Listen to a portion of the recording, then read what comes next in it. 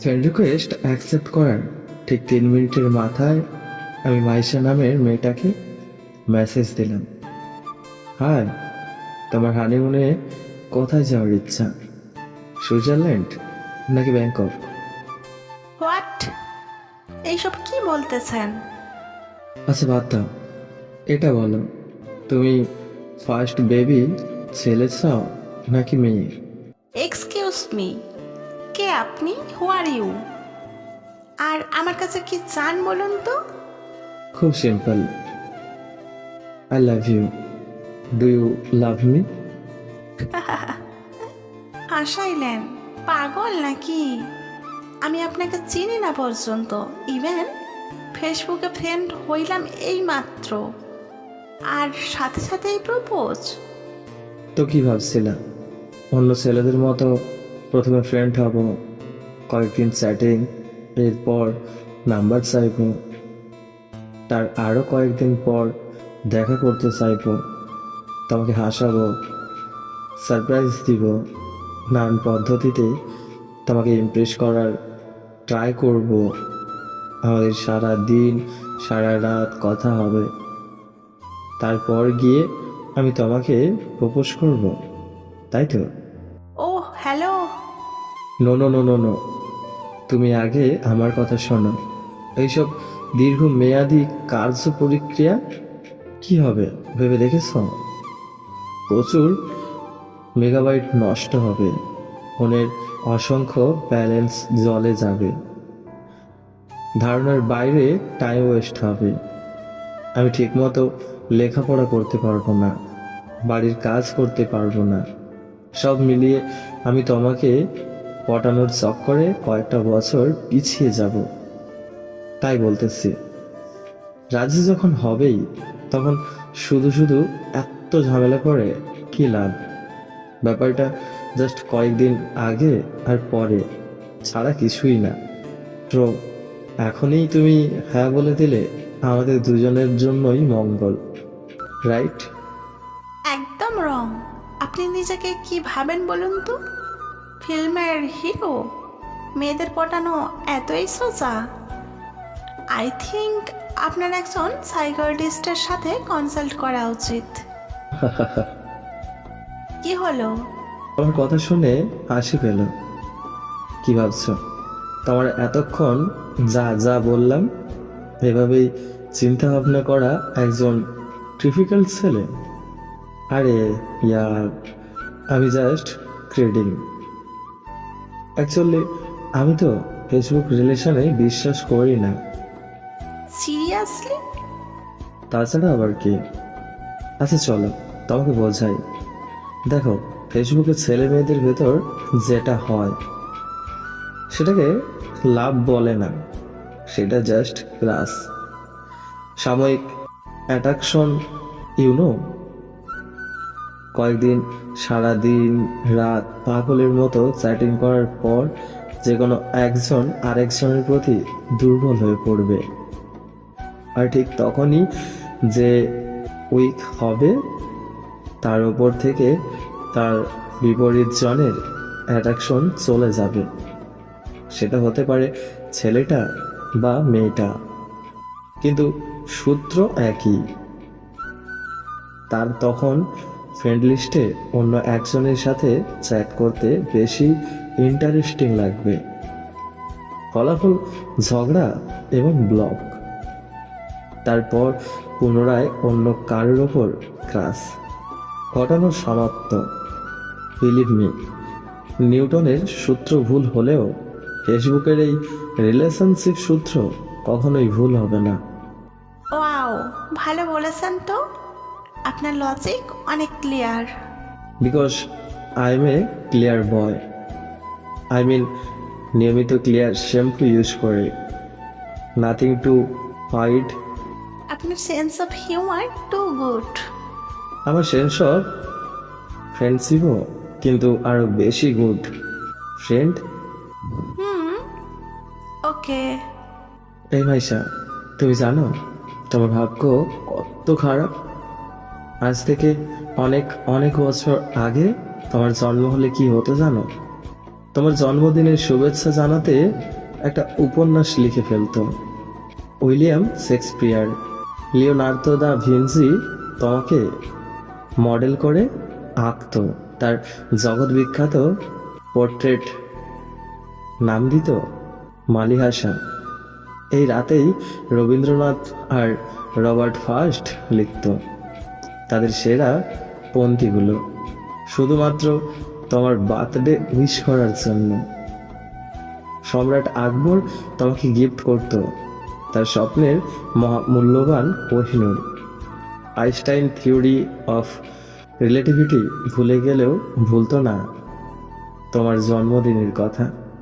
কিন্তু দেখো, এইসব কিছুই হলো না। দুর্ভাগ্যবশত তুমি জন্ম নিলে আমার সময়, তাই তোমার ভাগ্যে জুটল খুব সাধারণ একটা বার্থডে উইশ। শুভ জন্মদিন মাইশা। আজকে এই মিল্কি ওয়ে গ্যালাক্সির সবটুকু শুভকামনা শুধুমাত্র তোমার জন্য। ওয়াও, আমার এই 21 বছরের লাইফে কেউ এত সুন্দর করে বার্থডে উইশ করেনি। Thank you, thank you, thank you so much. You are strongly welcome. আরও কিছুদিন পর, এই জানো, আমি একটা বই লিখতেছি। ওয়াও, সত্যি? বইটার নাম কি শুনবা? Telephone directory. এই জন্য তোমার নাম্বারটা লাগবে, দিবা? আচ্ছা, ওকে। 1 বছর পর। এই মাইশা, তুমি কি জানো পৃথিবীর সবকিছুই আগে থেকে ঠিক করে রাখা আছে? হুম, জানি তো। আচ্ছা, সৃষ্টিকর্তার প্রি প্ল্যান কি চাইলেই তুমি বা আমি বেচতে দিতে পারি? এটা চেষ্টাও করাটা কি ঠিক? অবশ্যই না। তবে ভেবে দেখো, আজকে বিকাল ঠিক 5:30টায় রুশান ক্যাফের 3 নম্বর টেবিলে 2টা চেয়ার আমাদের জন্মের আগে থেকে তোমার আর আমার নামে বুক করে রাখা হয়েছে, সাথে কোল্ড কফির অর্ডার দিয়ে রাখা। এখন কি করব বুঝতে পারতেছি না। সাজেশন দাও তো, কি করা উচিত? খুবই কঠিন প্রবলেম। তো তুমি কি ড্রেস পরে আসবা সেটাও কি জন্মের আগে থেকেই ঠিক করা, নাকি আজকে চুজ করবা? হা, সাদা টি শার্ট আর নীল জিন্স। তুমি? গোলাপি 3 পিস। ওকে। কয়েক মাস পর আজকের স্পেশাল দিনে 22টা 22 রঙের গোলাপ তোমায় উপহার দিলাম, 22টা অক্ষরের জন্য। 22টা অক্ষর মানে? Happy birthday to you Maisha. আরে হ্যাঁ, তো 22টা অক্ষরই তো হয়। Wow, thank you so much. You know, এই যে বাক্যটা আবিষ্কার করেছিল সে তোমার 22তম বার্থডের কথা ভেবেই অক্ষরগুলো গুনে গুনে সেট করেছিল। তাহলে তো এখানে ওয়াই ও ইউ হবে, শুধু ইউ হবে না। অ্যাকচুয়ালি এই লোকের এইটুকুই ভুল ছিল, কিন্তু সেই ভুলটা শোধরানোর জন্য উইলিয়াম শেক্সপিয়ার প্রথম ওয়াই ও ইউ পরিবর্তে শুধু ইউ লেখার প্রচলন করেন, সেটাও শুধুমাত্র তোমার 22তম বার্থডের কথা ভেবেই। সত্যি? একদম। আর এজন্যই এই পৃথিবীতে মোট 22 রঙের গোলাপ আছে। রিয়েলি? যাই হোক, আমার গোলাপগুলো কিন্তু ভীষণ পছন্দ হয়েছে। যাক, আসলে প্রথমে ভেবেছিলাম তোমার এই জন্মদিনে আইফোন 7 গিফট করব, বাট ইউনো অর্থনৈতিক মন্দার পর কিডনির দাম পড়ে গেছে, তাই আর বিক্রি করলাম না। তুমি না পারো। ধ্যাত। 2 বছর পর একদিন গভীর রাতে মাইশা আমাকে মেসেজ দিল। এই শোনো, তোমাকে আমার একটা কথা বলার আছে।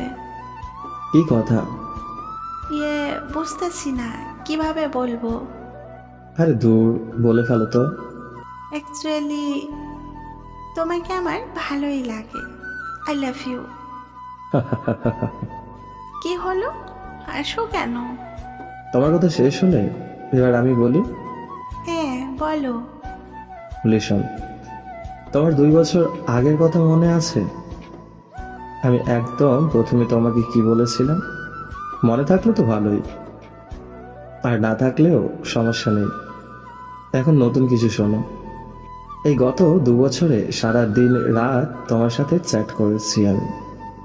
তাতে খরচ হয়েছে প্রায় 87 জিবি ইন্টারনেট, যার দাম প্রায় 8,000 টাকা। ডেলি ফোনে 2-3 ঘন্টা কথার ফোন বিল 2 বছরে প্রায় 11,500 টাকা।